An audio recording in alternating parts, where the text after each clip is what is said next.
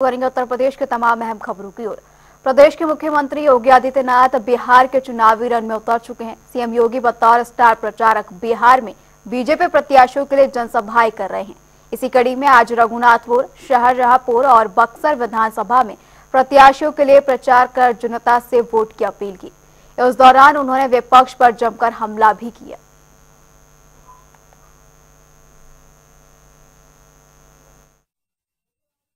जब मैं रघुनाथपुर में आया और रघुनाथपुर में आकर के मैंने देखा कि आरजेडी ने यहां से जो प्रत्याशी दिया है वो अपनी खानदानी आपराधिक पृष्ठभूमि के लिए इस पूरे क्षेत्र नहीं देश और दुनिया में कुख्यात रहा है। नाम भी देखो ना, जैसा नाम वैसा काम, जैसा नाम वैसा काम। और बहनों और भाइयों, इसीलिए तो मैं कहता हूं, हमने यूपी के अंदर एक बात कही कि भाई देखो, अपराध और अपराधियों के प्रति जीरो टॉलरेंस, और जीरो टॉलरेंस के तहत आज आप देख रहे होंगे आरजेडी और उनके लोग आज भी अयोध्या में श्री राम जन्मभूमि पर भगवान राम के मंदिर का विरोध कर रहे हैं। सीतामढ़ी और उसके आसपास के क्षेत्र में मां जानकी के भव्य मंदिर के निर्माण और कॉरिडोर के विकास के लिए किए जाने वाले कार्य का विरोध कर रहे हैं। ये आरजेडी के लोगों को बताना चाहिए, अयोध्या में श्री राम जन्मभूमि पर भव्य राम मंदिर का निर्माण होने के पहले उत्तर प्रदेश की डबल इंजन की सरकार ने प्रधानमंत्री मोदी जी के नेतृत्व में अयोध्या में राजर्षि दशरथ जी के नाम पर मेडिकल कॉलेज का निर्माण पहले किया, महर्षि वाल्मीकि के नाम पर इंटरनेशनल एयरपोर्ट का निर्माण किया, और फिर 500 वर्षों के कलंक को मिटाते हुए भगवान राम के भव्य मंदिर के निर्माण का मार्ग भी प्रशस्त किया। गरीबों के लिए वे योजनाएं जो 2014 के बाद मोदी जी ने सबका साथ और सबके विकास के भाव के साथ देश भर में लागू किया। हर गरीब के पास अपना शौचालय होगा, हर गरीब के सिर को ढकने के लिए छत होगी, हर गरीब के घर में स्वस्थ ईंधन के लिए उज्ज्वला योजना का कनेक्शन होगा, और हर गरीब के स्वास्थ्य के लिए आयुष्मान भारत की सुविधा होगी, हर गरीब के पास राशन कार्ड होगा। और यह कांग्रेस पूरा नहीं कर पाई, आरजेडी पूरा नहीं कर पाई। आरजेडी पूरा करती कैसे? क्योंकि जो पशुओं का चारा खा जाए तो मनुष्य को तो सब कुछ टकार ही जाएगा। उन्होंने तो यही किया था, लेकिन मोदी जी ने कहा सबका साथ और सबका विकास, साथ सबका विकास भी सबका, बिना भेदभाव के शासन की योजना का लाभ हर गरीब को, हर किसान को, हर नौजवान को, हर माता को, हर बहन को उपलब्ध हुआ। और परिणाम है, भारत में मोदी जी के कार्यकाल के दौरान 25 करोड़ लोग गरीबी रेखा से उभर करके सामान्य जीवन व्यतीत करने की ओर आगे बढ़े हैं, स्वावलंबन के पथ पर अग्रसर बढ़े हैं। एक नया भारत का दर्शन हो रहा है। बहनों और भाइयों, मैंने देखा, मैं 30 वर्ष पहले बक्सर में श्रीनाथ बाबा आश्रम में आकर के, उस समय यहां पे हमारे पूज्य महंत त्रिलोकनाथ जी महाराज बहुत सिद्ध योगी यहां पर रहते थे। उनके सानिध्य में हुए एक धार्मिक कार्यक्रम में आकर के नौनाथ 84 सिद्धों के मंदिर के उद्घाटन कार्यक्रम में मैं 30 वर्ष पहले आया था। बहन और भाइयों, बक्सर बदल गया। वह समय था जब बिहार में आतंक था। उस समय बिहार में अराजकता थी, गुंडागर्दी थी, अपहरण एक उद्योग था और भ्रष्टाचार चरम पर था। बहनों और भाइयों, आज बिहार को देख करके लगता है कि अब बिहार अपनी पुरानी उन स्मृतियों को पूरी तरह समाप्त करके एक नए भारत का नया बिहार बन चुका है, जो प्रधानमंत्री मोदी जी के विकसित भारत के संकल्प के साथ जुड़ने के लिए प्रभावी ढंग से आगे बढ़ रहा है। अब बिहार अपनी पौराणिक पहचान को फिर से स्थापित करने के लिए तेजी के साथ आगे बढ़ रहा है। ये बिहार की धरती, ये बिहार की धरती, ये वही धरती है जिसने महात्मा बुद्ध को ज्ञान प्रदान किया था।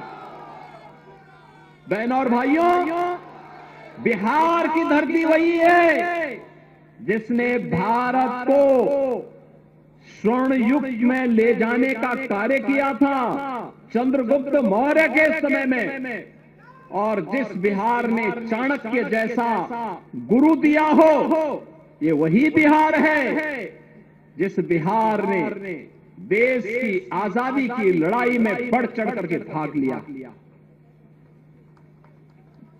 वीर कुंवर सिंह इसी बिहार की धरती की उपज है।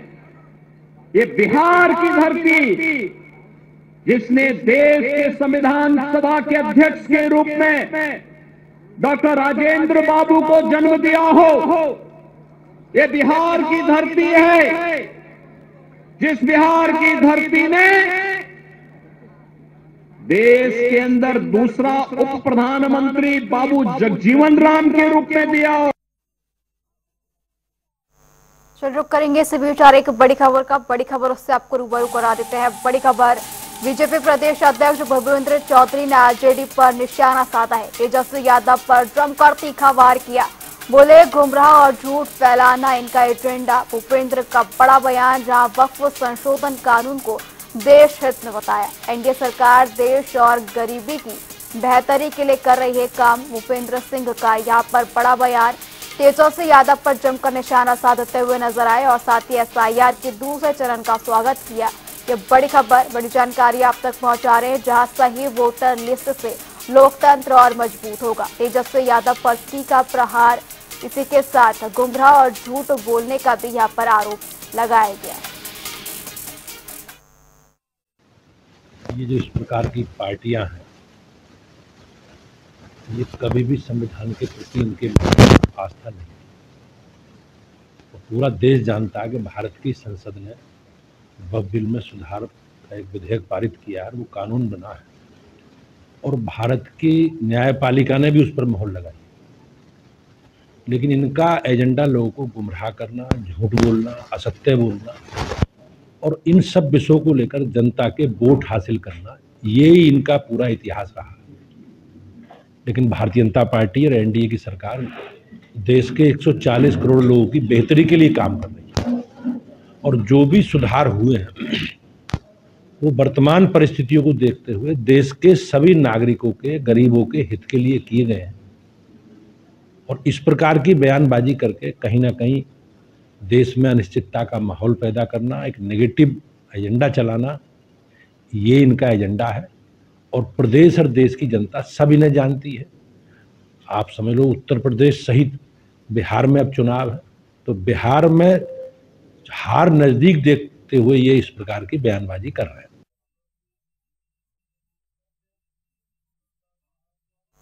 सपा के पूर्व विधायक इरफान सोलंकी सपा नेता आजम खान से मिलने जहां पर रामपुर पहुंचे। इस दौरान उनके साथ पत्नी और वर्तमान सपा विधायक नसीम सोलंकी भी मौजूद रहे। वहीं पूर्व विधायक इरफान सोलंकी ने इस मुलाकात को पारिवारिक बताया और कहा कि आजम खान हमारे पिता समान हैं। साथ ही सियासी सवालों पर उन्होंने कहा, हम एक थे, एक हैं और एक रहेंगे। जनता सब जानती है, समय आने पर फैसला करेगी। ये मेरी पारिवारिक मुलाकात है और हमारा इनके पारिवारिक संबंध है। मेरे वालिद से इनसे संबंध है, मेरे वालिद के साथ विधायक रहे और मुझे भी मौका मिला, मैं इनके साथ भी विधायक रहा। हमारी वालदा की तरह उनकी बेगम के साथ भी विधायक रहा, अब्दुल्ला के साथ भी विधायक रहा। पारिवारिक संबंध है तो इस परिवार के नाते मुझसे मिलने आए। अच्छा, 2027 में चुनाव है और ये सियासी जो मुलाकातें हो रही हैं, आजम खान भी अभी जेल से बाहर आए, आप भी कुछ दिन पहले अभी जेल से बाहर आए, तो कुछ दृष्टि से देखा जाए भाई, आप इसको सियासी मुलाकात देखिए, मैं इसको पारिवारिक मुलाकात देखना। अच्छा, अखिलेश यादव जो है उनके संज्ञान में आज की अपनी मुलाकात के बारे में पता है? क्यों नहीं पता होगा, वो बॉस है हमारे, हर चीज पता है और उनको जानकारी में भी है। अच्छा, जो हिंदुस्तान के मुसलमान हैं उनके लिए इस मुलाकात में क्या मैसेज देते हैं? भैया, देखने का नजरिया है, हम एक थे, एक है और एक रहेंगे। हम मिलेंगे तो जीतेंगे। अच्छा, आप पर और आजम खान पर जिस तरीके से मुकदमे लगाए गए हैं, इसको लेकर आप क्या कहेंगे? हम तो यही कहना चाहेंगे कि कुछ भी है और जो कुछ भी हो रहा है जनता सब जानती है और समय आने पे जनता ही उसका इंसाफ करेगी। चलिए रुक करेंगे इसी बीच आ रही बड़ी खबर की ओर। बड़ी खबर उससे आपको रूबरू करा देते हैं। बड़ी खबर आपको रूबरू करा देते हैं, जहां डिप्टी सीएम ब्रजेश पाठक का एनडीए गठबंधन पर बड़ा बयान सामने आया। एसआईआर मुद्दे को लेकर विपक्ष को जमकर घेरा है।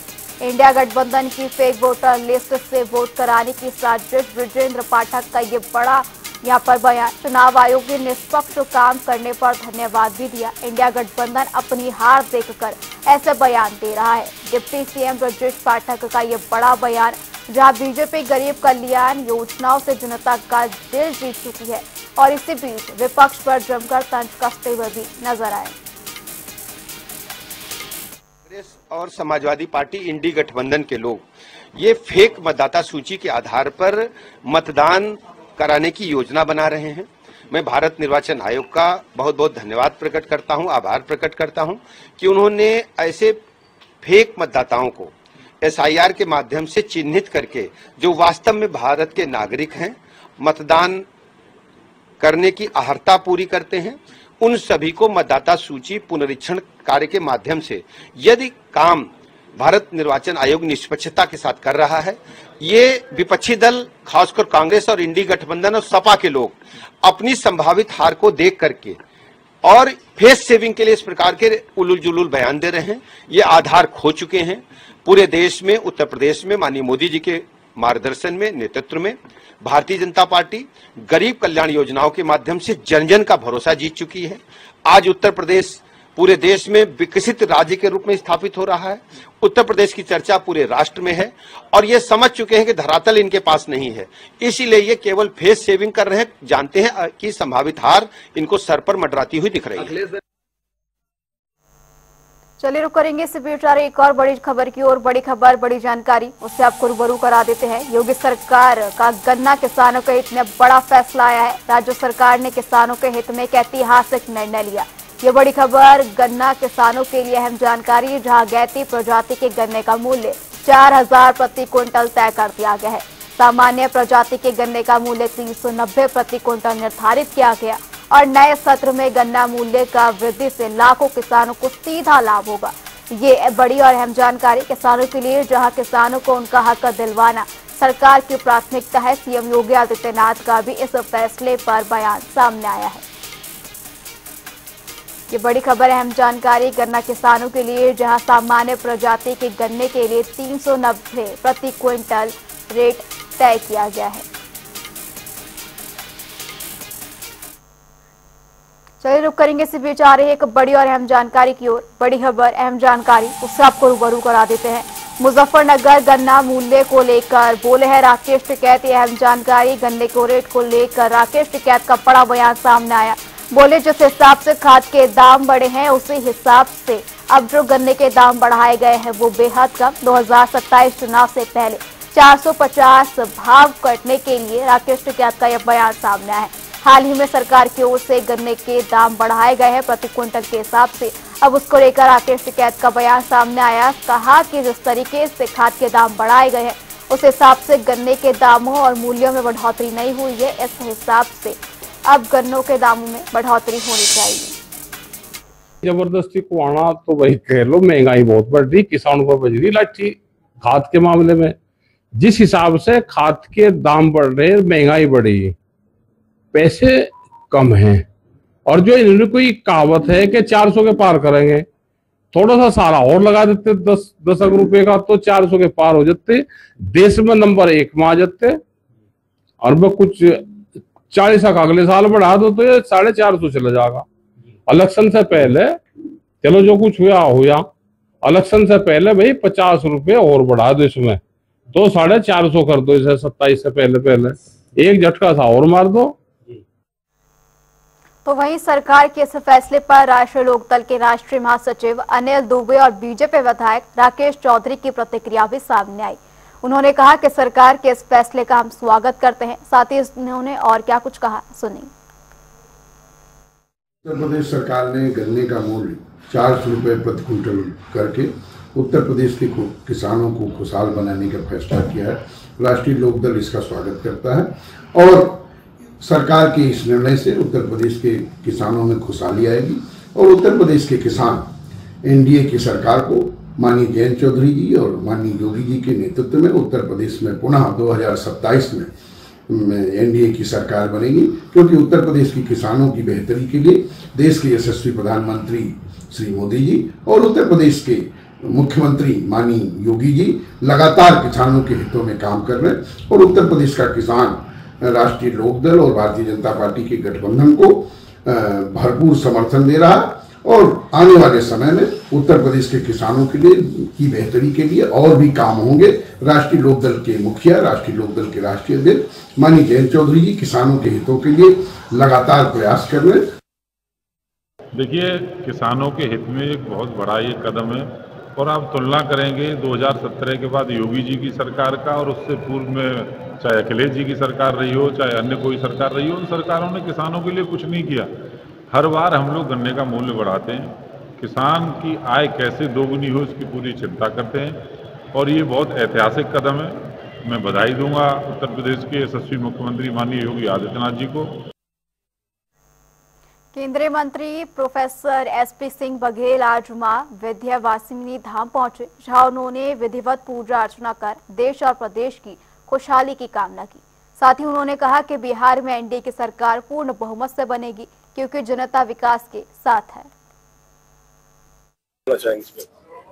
मैं उत्तर प्रदेश सरकार और प्रधानमंत्री का धन्यवाद देना चाहूँगा कि भारतीय जनता पार्टी की सरकार में लगभग सभी पौराणिक आध्यात्मिक दृष्टिकोण से महत्वपूर्ण मंदिर हैं, सब में करोड़ों रुपए लगा करके यात्रियों की सुविधा के लिए कॉरिडोर बनाने का काम किया। ऐसा करके भारत की सभ्यता, संस्कृति, धर्म, आध्यात्म, रीति रिवाज, परंपराओं को अक्षुण्ण बनाने का काम मोदी जी और योगी जी कर रहे हैं। बिहार चुनाव के लिए क्या कहेंगे? केंद्र सरकार की कल्याणकारी योजनाएं, राज्य की योजनाएं और एनडीए के बूथ अध्यक्ष से लेकर राष्ट्रीय अध्यक्ष के परिश्रम की पराकाष्ठा से पूर्ण बहुमत की सरकार एनडीए की बनेगी। सहारनपुर में कांग्रेस सांसद इमरान मसूद के बयान को लेकर विवाद बढ़ गया है। बता दें, उन्होंने शहीद भगत सिंह की तुलना आतंकी संगठन हमास से की थी, जिसके विरोध में हिंदू रक्षा दल ने जोरदार प्रदर्शन किया। वहीं जूना अखाड़ा महामंडलेश्वर अनुपमानंद गिरी के नेतृत्व में कार्यकर्ताओं ने इमरान मसूद के खिलाफ मुकदमा दर्ज कराने की मांग की। साथ ही प्रदर्शनकारियों ने कहा कि यह बयान राष्ट्रभक्तों का अपमान है। हमारा जमीर मर गया है, जो हम अपने पूर्वजों के प्रति, अपने शहीदों के प्रति इस तरह के बयानबाजी सुन ले, चाहे वो सांसद है, कोई भी है।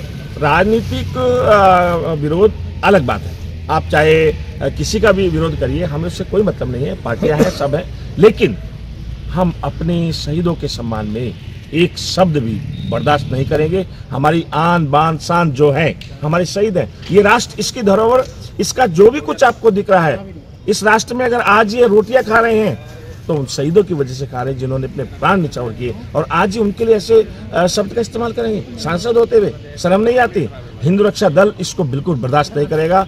और मैं दावे से कहता हूँ, मेरा पूरा जो अखाड़ा जितना भी मेरा जूना अखाड़ा है, मैं जूना अखाड़े से हूँ, अनुपमानंद गिरी, मेरे अखाड़े में इस तरह का बहुत रोष है और इसका हम विरोध करेंगे, कड़े शब्दों में विरोध करेंगे जब तक इसके ऊपर FIR दर्ज नहीं हो जाती।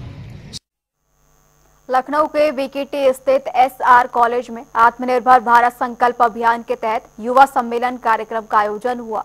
इस दौरान कार्यक्रम में बताया गया कि भारत तेजी से दुनिया का सबसे बड़ा स्टार्टअप हब बन रहा है, जिसमें कि अब तक 1 लाख से भी ज्यादा स्टार्टअप आवेदन मिल चुके हैं, जिनमें से 60% युवाओं के हैं। और वहीं सम्मेलन में बीजेपी महामंत्री अनूप गुप्ता, जिला अध्यक्ष विजय मौर्य, विधायक जयदेव समेत कई गणमान्य लोग मौजूद रहे।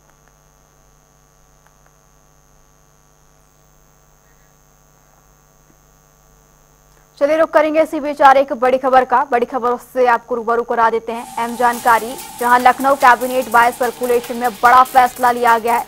उद्यमियों व्यापारियों को सरकार ने बड़ी राहत दी है। यह अहम जानकारी, जेल भेजने वाला नियम अब खत्म कर दिया गया है। उद्योग व्यापार जगत के लिए ये बड़ा कदम सरकार की ओर से, जहां यूपी सुगम व्यापार अध्यादेश 2025 मंजूर कर दिया गया है। अब 99% आपराधिक प्रावधान खत्म हो गया है और ज्यादातर मामलों में आर्थिक दंड का प्रावधान रखा गया है। प्रशासनिक कार्रवाई की व्यवस्था भी लागू होगी और गड़बड़ी पर सीधे जेल नहीं भेजा जाएगा। उद्यमियों के लिए सरकार की ओर से ये बड़ा फैसला, जहां अब कैबिनेट वाइज सर्कुलेशन की ओर से इस अध्यादेश को मंजूरी दे दी गई है। उद्यमियों व्यापारियों को सरकार की ओर से ये बड़ी राहत दी गई है। चलिए रुक करेंगे आ रही एक और बड़ी खबर की ओर। बड़ी खबर उस पर नजर डाल देते हैं, उससे आपको रूबरू करा देते हैं, जहां रायबरेली NTPC को यूनिटी से उत्पादन बंद कर दिया गया है। बिजली मांग कम होने के चलते बंद की गई है यूनिटें। यूनिट नंबर 2 और 6 को किया गया है बंद। बिजली उत्पादन के लिए NTPC में 6 यूनिटें हैं। 1 से 5 यूनिट 210 मेगावाट क्षमता की हैं और 6ठी यूनिट 500 मेगावाट क्षमता की है। ये बड़ी खबर है, अहम जानकारी, जहां NTPC ऊंचा घर से जम्मू और कश्मीर को बिजली सप्लाई होती है। हरियाणा, हिमाचल प्रदेश को बिजली सप्लाई और इसी के साथ राजस्थान, दिल्ली, उत्तराखंड, पंजाब को भी बिजली सप्लाई की जाती है। ये बड़ी जानकारी, जहां NTPC के 2 यूनिटों से उत्पादन बंद हो गया है। बिजली मांग कम होने के चलते ये यूनिटें बंद कर दी गई हैं, जहां पर राज्य की अलग अलग जगहों पर सप्लाई की जाती थी। बिजली उत्पादन के लिए NTPC में 6 यूनिटें हैं, जिनमें से कि 1 से 5 यूनिट 210 मेगावाट क्षमता के लिए है और उन्हीं में से 6ठी यूनिट 500 मेगावाट क्षमता के लिए तय की गई थी। और अब NTPC ऊंचाहार से जम्मू और कश्मीर को बिजली सप्लाई होती है। हालांकि अब 2 यूनिटें बंद कर दी गई हैं। हरियाणा, हिमाचल प्रदेश को भी बिजली यहीं से सप्लाई होती है। राजस्थान, दिल्ली, उत्तराखंड, पंजाब को भी यहीं से बिजली सप्लाई कर दी जाती है। हालांकि NTPC की अब 2 यूनिट से उत्पादन बंद कर दिया गया है। वजह बिजली मांग कम होने के चलते इसे कहा जा रहा है, जिसमें यूनिट नंबर 2 और 6 को बंद कर दिया गया। यह अहम जानकारी, जहां NTPC की ओर से बिजली उत्पादन की 2 यूनिटों को बंद कर दिया गया है, जिनमें से 5 यूनिट 210 मेगावाट क्षमता की है।